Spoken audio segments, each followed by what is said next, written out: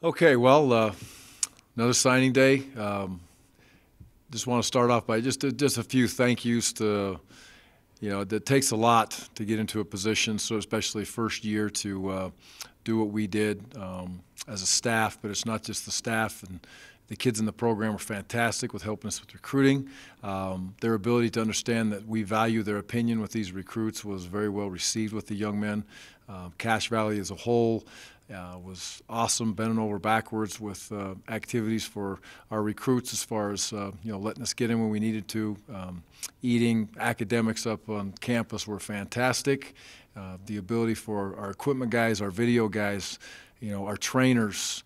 There's so many parts of this puzzle that people don't want to talk about that are a huge, huge part of our recruiting classes.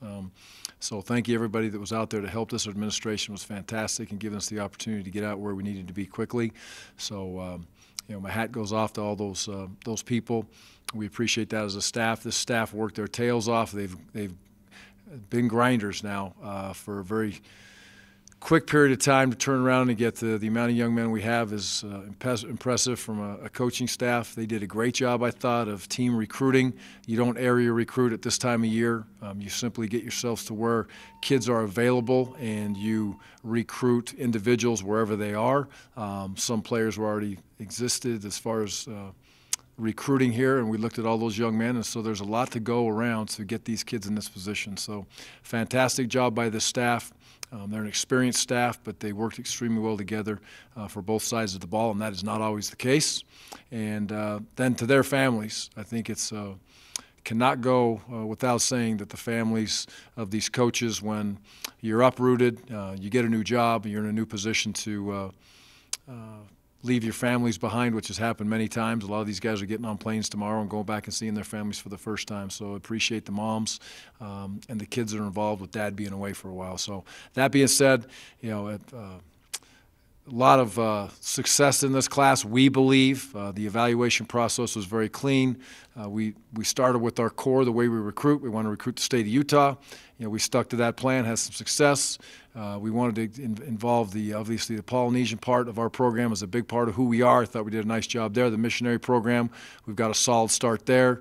And then I think we did a tremendous job with evaluating and looking at getting some quality walk-ons in this program, and that's a big part of us. So that's the four-prong effect of our recruiting, and then reaching out and bringing young men here from all over the country that walk now into this place, into tremendous facilities, an unbelievable opportunity to play in a big-time conference, in a big-time setting that you're expected to win football games.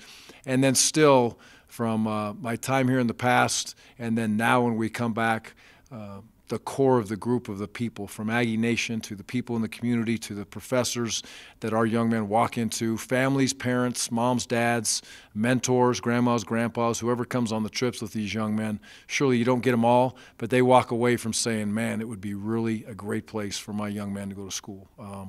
And again, that's why I love this place so much. That's exactly what Utah State and Cache Valley is about. So this was a success. From there, I'll take any questions that you got, and proud of the young men in the program and our coaches for grinding this out and get us where we are today.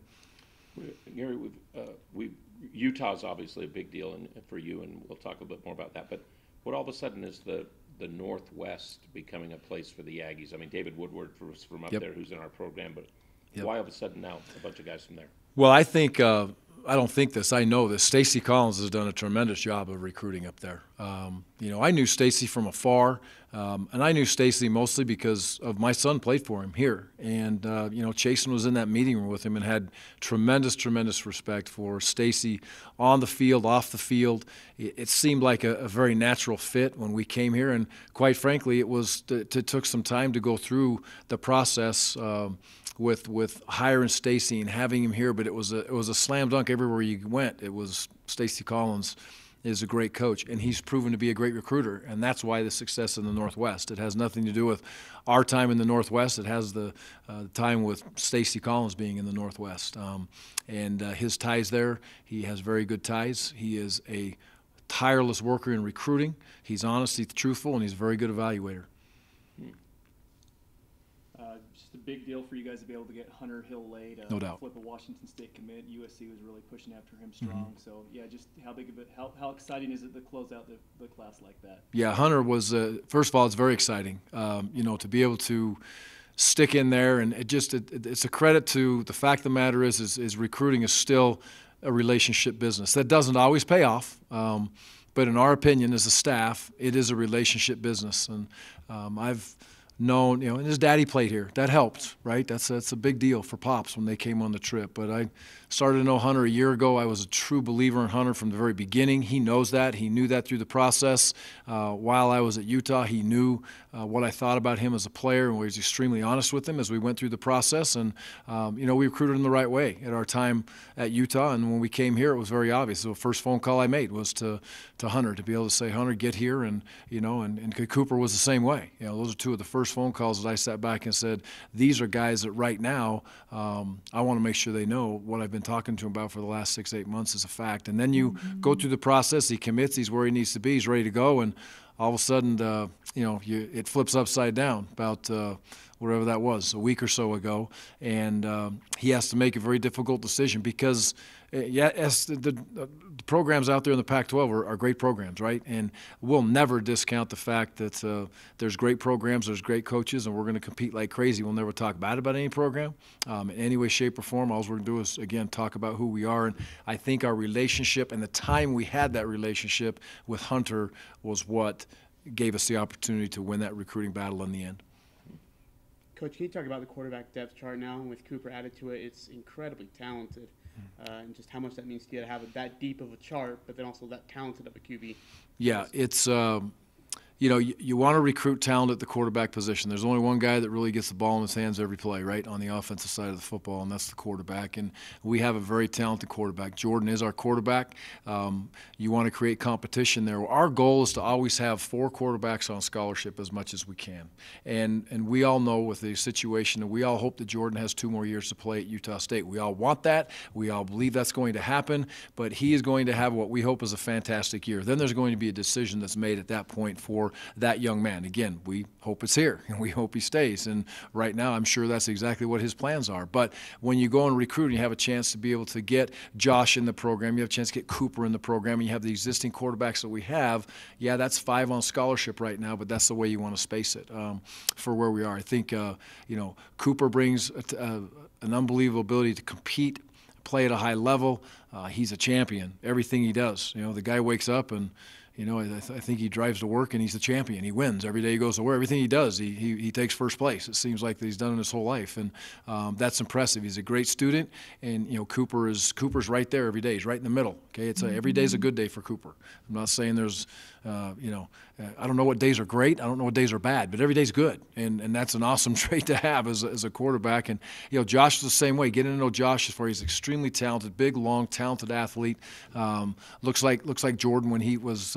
Came out, and they're very similar body types, I would imagine, when they came out of high school. I didn't see Jordan out of high school, but I'd imagine they're very similar. So we're blessed in that position to have some talented kids. It's competitive as heck. I know people look at that sometimes and say, well, you're not going to keep all those quarterbacks all the way through. And, that's the nature of the beast at the quarterback position, is to make sure that you take care of the kids in the program, you love them up, you're honest with them, you give them a chance to compete. Usually young kids, if we see many freshmen play, usually wide receiver. That seems to be the spot. Is this a group of young wide receivers that could play right away? After my evaluation of what we've seen out of these young guys, the kids in our program, we haven't seen them catch balls other than the tape. We haven't seen them play football other than tape. But boy, I'm going to tell you what, it's got to be a good wide receiver to walk in here and play as a freshman. I really believe that. I like the kids in this program. They're competing. They're battling every single day. They know, and they take it very personally, that 80% of that production of receiving is gone. And they don't hide from it. We don't hide from it. We've talked about that from the very beginning. And they're excited for the challenge to have their quarterback back that played at a high level, and they want to be the guys that are receiving those balls. So we recruited those receivers to come in and compete. Their film, their mindset, as we recruited them, would say, yes, those kids can come in and compete and have an opportunity to play. The challenge for any freshman is not just physically, it's the mental part. And usually what stops a receiver from playing as a freshman is mentally being able to handle the adjustment to college. Not the X's and O's, not the football part, all the other things that come with college. So if those kids can handle that, they'll have an opportunity to compete and play. And again, I'm anxious to get to spring ball to see what this crew of receivers we have right now can do. And how much will Warren add at running back to where you're at, do you think? You know, that was high alert recruiting for us. And you know, we continue to look, and we've got some big time help there. And you know, there's a young man we can't talk about yet that's going to be a big help there. Jalen is going to be a huge help there. He's a tremendous compliment to Bright. And they're the same, but they're different, if you will. And we love that. And it's like I've told those kids when I'm sitting down and communicate with those running backs, anytime that we as a staff has had an opportunity to be around a team that's good enough to win a championship, we've had 3 good backs. Every single time. It's never failed. Is that the catch-all? No, it's not guaranteed, but you had Michael Smith, Turbo, okay, and Kerwin. That's 3. You know, at Wisconsin, when we had those great teams there, you had James White, you had Corey Clement, and you had Melvin Gordon. So you sit back and you say that's kind of a recipe that we think is an important part of it. So we've tried to create ourselves a position to have 3 running backs that are quality, that can build off of each other, complement each other. The third one is going to definitely take a little bit of a back seat, assuming you stay healthy all year long. But Warren will be a guy that's expected to come in here and compete and play and complement that backfield. And this young offensive line is grinding like crazy right now to put on the size and the strength and play with the demeanor that they need to be able to take care of those running backs and allow them to be successful. There were some of those guys last year that were seniors on the offensive line who told me that the young guys here are much better than we were when we got here.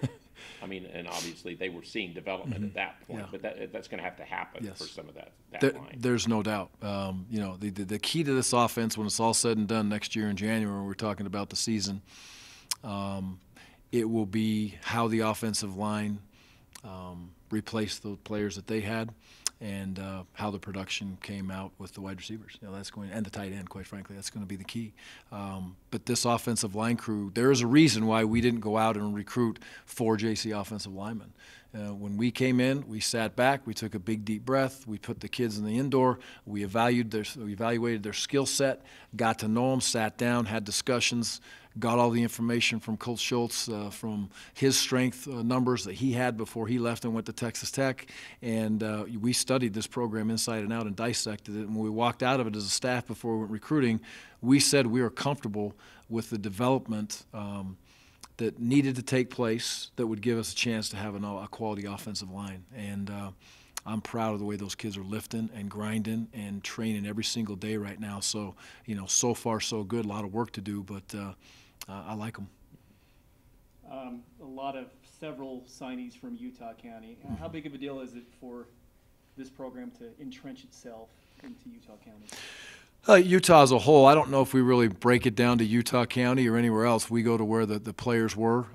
You know, we had a huge advantage. You know, while I was at Utah, I recruited the state of Utah, and you know, Keegan, who now runs recruiting for us, was my assistant within recruiting the state of Utah, and he was obviously on the recruiting side of things at Utah also. So our knowledge of Utah walking in here was awesome. There's not a kid that you can bring up that Keegan Anderson doesn't know about in the state of Utah. He's done a great job. And then Zach obviously was a recruiting coordinator here, Zach Nyborg, and he had a tremendous knowledge base of the kids in Utah. So we didn't walk in here starting from all at scratch. Our knowledge base was pretty much at a very, very high level, and it happened that those kids that were at Utah County, we felt there were some very good players there, and you know, a couple players that it was amazing.